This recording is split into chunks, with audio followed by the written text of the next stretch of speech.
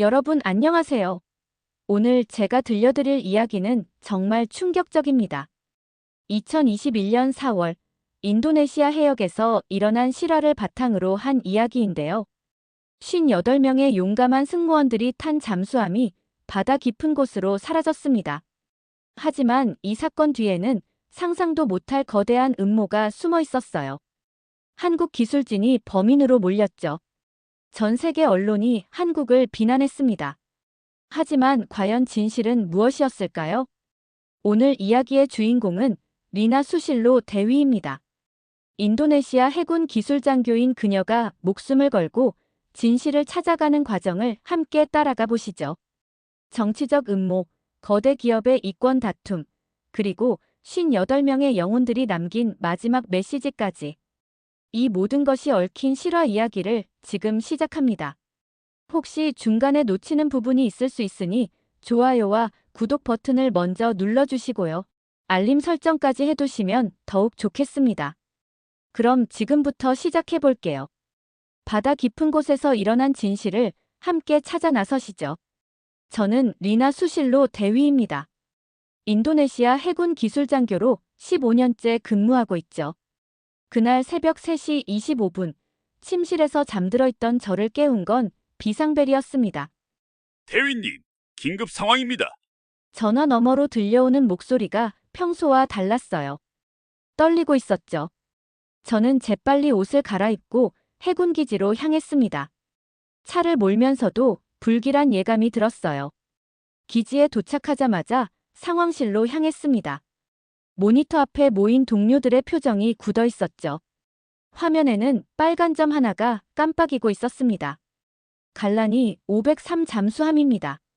새벽 3시 정각을 마지막으로 교신이 두절됐어요. 부관이 설명했습니다. 발리 해역 수심 838m 지점에서 신호가 사라졌다고 하더군요. 저는 즉시 시스템 로그를 확인했습니다. 마지막 전송된 데이터를 보니 압력 수치가 급격히 상승하고 있었어요. 골든타임은 72시간입니다. 저는 동료들에게 말했죠. 잠수함 내부의 산소 공급량을 계산해보니 3일이 한계였습니다. 그 안에 구조하지 못하면 58명의 승무원 모두가 위험해집니다. 저는 곧바로 사고 지점 분석에 착수했어요.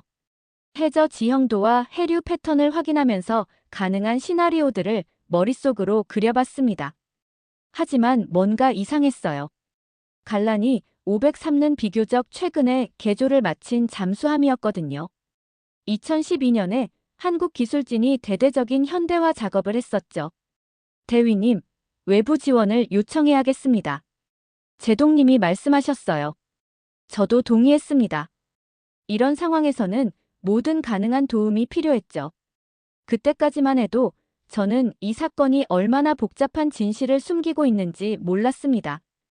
9년 전 개조를 담당했던 한국 기술진을 부르겠습니다. 저는 즉시 한국 측에 연락을 취했어요.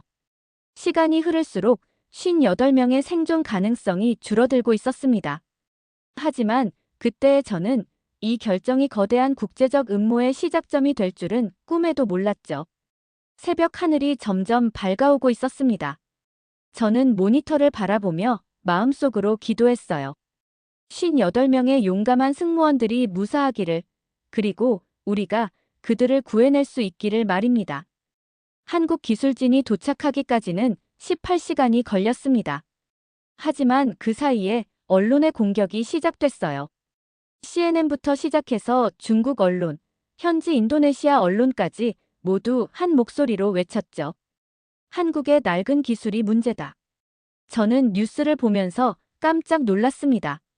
사고 원인도 제대로 파악하지 못한 상황에서 벌써 범인을 지목하고 있었거든요. 특히 중국 언론들의 보도가 유독 공격적이었어요. 2012년 한국에서 개조한 잠수함, 기술 결함으로 58명 사망 위기. 제가 소셜미디어를 확인해 보니 상황은 더 심각했습니다. 국민들의 반한 감정이 폭발하고 있었어요. 댓글들을 보니 가슴이 아팠죠. 한국 기술이 우리 아들들을 죽였다. 왜 하필 한국에 맡겼나? 정부가 잘못했다. 공항에 도착한 한국 기술진들은 기자들에게 둘러싸였습니다. 그 중심에 서 있던 사람이 바로 박상현 팀장이었어요. 50대 중반의 엔지니어로 9년 전 갈란이 503개조 프로젝트를 직접 총괄했던 인물이죠. 기자들이 질문을 쏟아냈습니다. 한국 기술에 문제가 있었던 것 아닙니까? 58명의 목숨에 대해 어떻게 생각하십니까? 박상현 팀장은 조용했지만 단호하게 대답했어요. 우리는 죄가 없습니다. 정확한 조사가 끝날 때까지 성급한 판단은 삼가해 주시기 바랍니다. 하지만 언론은 그의 말을 외면했죠. 오히려 더욱 자극적인 제목들로 기사를 쏟아냈습니다. 저는 그때 느꼈어요. 이 사건 뒤에는 단순한 사고가 아닌 다른 무언가가 숨어 있다는 것을 말입니다. 저녁 7시 뉴스에서 앵커가 말했습니다. 한국 기술진의 변명에도 불구하고 전문가들은 개조 과정에서의 기술적 결함을 지적하고 있습니다. 그 순간 저는 깨달았어요. 진실을 찾기 위해서는 박상현 팀장과 함께 작업해야 한다는 것을. 58명의 승무원들을 위해서라도 말입니다. 다음 날 오전, 저는 박상현 팀장과 함께 기술 자료실에 앉아 있었습니다.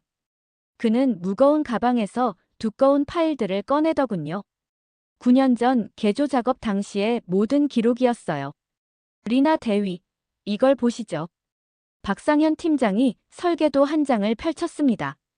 복잡한 도면 위에 빨간 펜으로 표시된 부분들이 눈에 띄었어요. 그가 손가락으로 가리키며 설명했죠. 여기가 문제입니다. 중국제 핵심 부품들이에요. 저는 자세히 들여다봤습니다.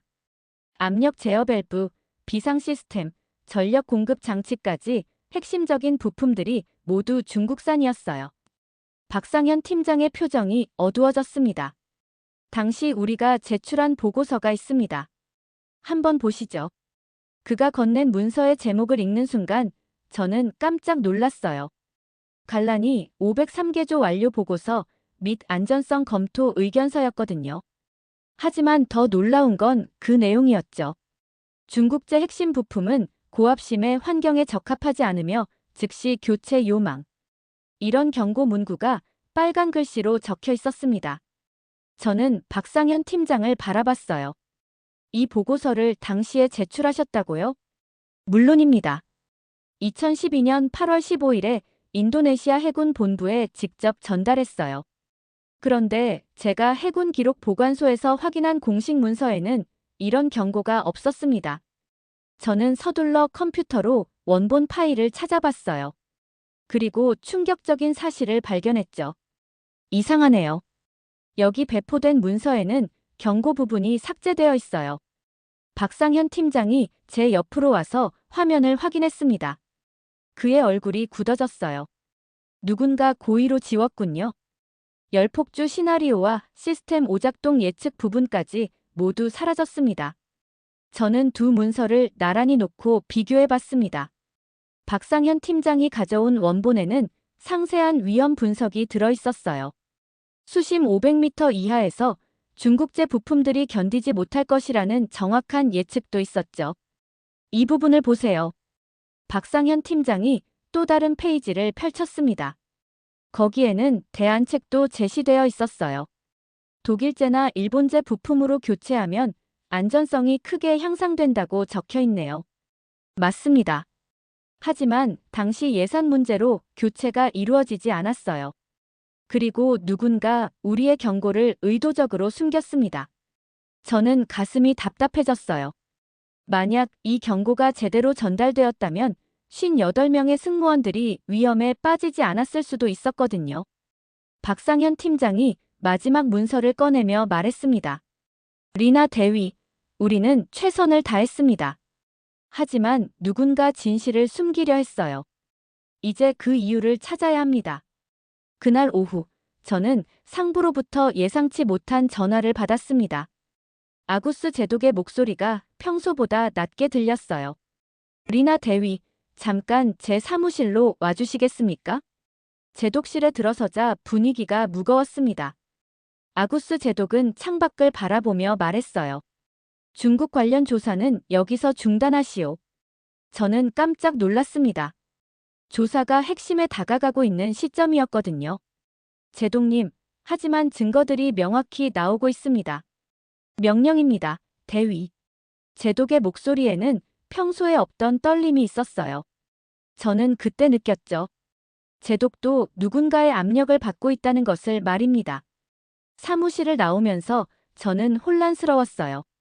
58명의 승무원들을 위해서라도 진실을 밝혀야 하는데 왜 조사를 중단하라는 거죠? 그때 제 휴대전화에 문자 메시지가 왔습니다. 가족을 생각하라. 발신자 번호는 표시되지 않았어요. 저는 등골이 서늘해졌습니다. 누군가 저를 감시하고 있었던 거죠. 하지만 저는 포기할 수 없었어요. 그날 밤 저는 몰래 보안팀에 부탁해서 사건 당일의 CCTV 영상을 확보했습니다. 난갈라 400기가 출항하기 전 48시간 동안의 기록이었어요. 영상을 돌려보던 중 이상한 장면을 발견했죠. 사건 직전 새벽 1시경 정체불명의 사람들이 잠수함 내부로 들어가는 모습이 찍혀 있었습니다. 작업복을 입은 3명의 남성이었어요. 저는 화면을 확대해봤습니다. 중국 조선공업그룹. 작업복 가슴 부분에 찍힌 로고를 확인하는 순간 저는 소름이 돋았어요. 중국 회사 소속 기술자들이 사고 직전에 잠수함에서 작업을 하고 있었던 거죠. 저는 즉시 박상현 팀장에게 연락했습니다. 팀장님, 중요한 증거를 찾았습니다. 지금 만날 수 있을까요? 어디서 만날까요? 호텔은 위험할 것 같은데요. 박상현 팀장도 누군가의 감시를 받고 있다는 걸 눈치챘나 봅니다. 저는 안전한 장소를 제안했어요. 항구 근처 24시간 카페로 오세요. 1시간 후, 저는 박상현 팀장에게 CCTV 영상을 보여줬습니다. 그는 화면을 보더니 얼굴이 창백해졌어요. 이건 명백한 조작입니다. 승인받지 않은 작업이에요. 무슨 작업을 했을까요? 아마도 시스템을 고의로 손상시켰을 겁니다. 중국제 부품들이 더 빨리 고장나도록 말이죠. 저는 온몸에 소름이 돋았습니다. 이건 단순한 사고가 아니라 의도적인 조작이었던 거죠. 58명의 승무원들이 누군가의 음모에 희생된 것입니다. 팀장님, 우리가 이 증거를 공개해야 할까요? 박상현 팀장이 고개를 끄덕였습니다. 그렇습니다. 더 이상 침묵할 수 없어요. 하지만 신중하게 접근해야 합니다. 이틀 후, 저는 예상치 못한 연락을 받았습니다. 중국계 여성의 목소리였어요. 리나 대위님이시죠? 저는 왕리라고 합니다. 만나서 드릴 말씀이 있어요. 누구시죠? 어떻게 제 번호를 아셨나요? 전 중국 조선공업그룹의 전 비서였습니다. 난갈라 사건의 진실을 알고 있어요. 저는 심장이 뛰기 시작했어요. 혹시 함정은 아닐까 하는 생각도 들었지만 놓칠 수 없는 기회였죠. 어디서 만날까요? 자카르타 국립박물관 2층 카페로 오세요. 오후 3시예요. 약속 장소에 도착하니 30대 중반의 여성이 구석 테이블에 앉아 있었습니다. 긴장한 표정으로 주변을 살피고 있더군요. 왕리 씨인가요? 네, 앉으세요. 시간이 많지 않아요. 왕리는 작은 USB를 테이블 위에 놓았습니다. 이 안에 모든 증거가 들어있어요. 이메일, 녹음 파일, 회계 기록, 계약서까지 말이죠. 왜 이런 위험을 감수하면서까지 저를 도우려는 거죠? 왕리의 눈에 눈물이 맺혔어요. 제 남편도 잠수함 승무원이었거든요. 중국 해군에서 근무했는데 비슷한 사고로 세상을 떠났어요. 그때도 회사에서 은폐하려 했죠. 저는 USB를 받으며 물었습니다. 이 안에 정확히 뭐가 들어있나요? 장회의 부총재의 이메일들이요. 그 사람이 직접 지시한 내용들이에요. 왕리가 조용히 말했습니다. 이 사고는 신의 한 수다. 한국을 쫓아낼 절호의 기회다. 이런 내용이 녹음 파일에 그대로 들어있어요. 저는 충격을 받았어요. 정말로 의도적인 조작이었던 거죠. 언제부터 계획된 일이었나요? 최소 6개월 전부터요. 인도네시아 시장에서 한국을 제거하고 중국이 독점하려는 계획이었어요. 잠수함 사고는 그들에게 완벽한 명분을 주는 거죠. 왕리는 커피잔을 들며 떨리는 목소리로 계속했어요. 회계 기록을 보면 인도네시아 고위층에게 거액이 송금된 기록도 있어요. 조사를 방해하라는 돈이었죠. 이제 모든 퍼즐이 맞춰졌습니다. 왜 아구스 제독이 조사 중단을 명령했는지, 왜 언론들이 한국만 공격했는지 이해가 됐어요. 박상현 팀장님께도 이 내용을 보여드려야겠어요. 조심하세요. 그들의 손이 얼마나 긴지 모르거든요. 왕리가 일어서며 마지막으로 말했습니다. 하지만 포기하지 마세요. 58명의 영혼들이 진실을 원하고 있어요. 그날 밤, 저는 박상현 팀장과 함께 USB 내용을 확인했습니다. 상상했던 것보다 훨씬 체계적이고 치밀한 계획이었어요. 일주일 후, 저는 인생에서 가장 중요한 순간을 맞이했습니다. 자카르타 그랜드 호텔 컨벤션홀에서 국제 기자회견이 열렸어요. 200명이 넘는 기자들과 각국 대사관 관계자들이 참석했죠. 연단 위에는 4명이 앉아 있었습니다. 저와 수아르토 제독, 박상현 팀장, 그리고 아구스 제독까지요. 아구스 제독은 결국 양심의 소리를 따르기로 했다고 하더군요. 좋은 오후입니다.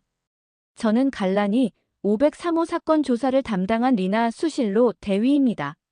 제가 마이크 앞에 서자 플래시가 터졌어요. 심장이 쿵쾅거렸지만 58명의 승무원들을 생각하며 용기를 냈습니다.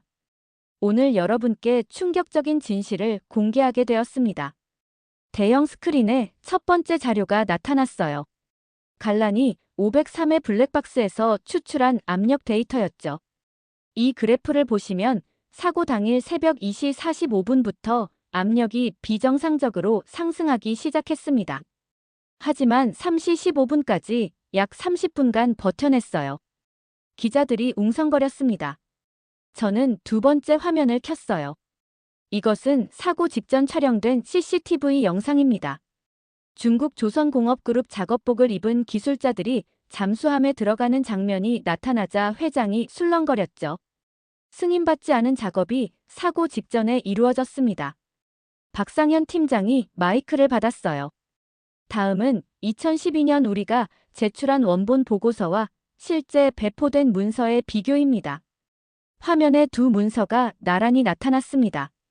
삭제된 경고 문구들이 빨간색으로 표시되어 있었어요. 중국제 부품의 위험성에 대한 우리의 경고가 의도적으로 삭제되었습니다.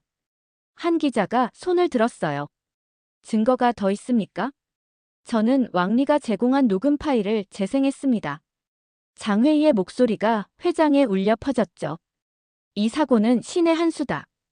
한국을 쫓아낼 절호의 기회다. 회장이 정적에 빠졌습니다. 그때 박상현 팀장이 일어서서 말했어요. 저는 9년 전부터 줄곧 말해왔습니다. 한국 기술에는 문제가 없다고요. 오히려 우리가 설치한 비상 시스템 덕분에 잠수함이 45분 더 버틸 수 있었습니다. 그의 목소리가 떨렸어요. 그 45분 동안 58명의 승무원들은 가족들에게 마지막 사랑을 전할 수 있었습니다. 우리의 기술이 그들에게 작별 인사를 할 시간을 준 거예요. 회장 곳곳에서 흐느끼는 소리가 들렸습니다. 승무원 가족들도 참석해 있었거든요. CNN 기자가 질문했어요. 그렇다면 실제 사고 원인은 무엇입니까? 제가 대답했습니다. 중국 측이 고의로 설치한 결함 있는 부품과 사고 직전의 시스템 조작이 복합적으로 작용한 결과입니다. 아구스 제독이 마지막으로 말했어요. 저는 인도네시아 해군을 대표해서 한국 기술진에게 공식 사과드립니다. 그리고 58명의 영웅들에게 진실을 밝혀드리지 못한 점을 깊이 반성합니다. 기자회견이 끝나자 박상현 팀장이 제게 말했어요. 기자회견 이후 3개월이 지났습니다. 그동안 세상은 완전히 바뀌었어요. 저는 갈란히 503호 인양 작업 현장에서 박상현 팀장과 함께 서 있었습니다. 거대한 크레인이 바닷속에서 잠수함 잔해를 끌어올리고 있었어요. 838m 깊은 바다에서 3개로 부서진 채로 발견된 난갈라 402호였죠. 드디어 그들을 다시 만나게 되었네요. 박상현 팀장이 조용히 말했습니다. 저는 고개를 끄덕였어요. 58명의 승무원들이 마침내 가족들의 품으로 돌아가는 순간이었죠. 인양된 잠수함을 자세히 살펴보니 놀라운 사실을 발견했습니다. 중국제 부품들이 설치된 구역은 완전히 파괴되어 있었지만 박상현 팀이 용접한 구간만은 원형을 유지하고 있었어요. 여기를 보세요. 리나 대위. 해양조사팀 김 기사가 손전등으로 한 부분을 비췄습니다. 그곳에는 한글로 새겨진 문구가 선명하게 남아 있었어요. 안전 항해를 기원합니다. 마이너스 2012년 박상현. 박상현 팀장이 그 글씨를 보더니 눈물을 흘렸습니다. 9년 전에 제가 직접 새긴 거예요. 인도네시아 승무원들의 안전을 기원하며 말이죠. 그때 승무원 가족들이 현장에 도착했어요. 처음에는 한국 기술진을 원망했던 분들이었죠. 하지만 진실이 밝혀진 후 태도가 완전히 바뀌었습니다. 하리 중령의 부인이 박상현 팀장에게 다가왔어요. 팀장님, 감사합니다. 남편이 마지막 45분 동안 저와 아이들에게 문자를 보낼 수 있었어요. 그 시간이 없었다면 우리는 영원히 후회했을 거예요.